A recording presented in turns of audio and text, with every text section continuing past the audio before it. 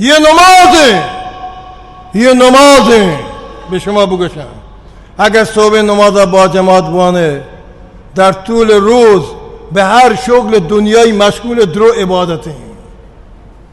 صبح نماز آتی که با جماعت بوان ندای حی علی الصلاة اجابت بکن، الصلاة خیر من النوم اجابت بکن. در طول روز هر کار دنیایی برای وقتی معیشت تو مشغول به درو عبادته، ملک پر تو ثواب نوشته کنه. ولی وای بر آن لحظه ای که یه اوقات مقدس نماز به غفلت برو، بازار بی نماز وارد بوه، کار سر بی نماز رو بگه، تجارت بی نماز کنه، هیچ برکت آیتی زندگی تو نیست. تو زهری کراگ آب دیگه، تو زهری کراگ آب دیگه. مطمئن بو هیچ چیزت نیست.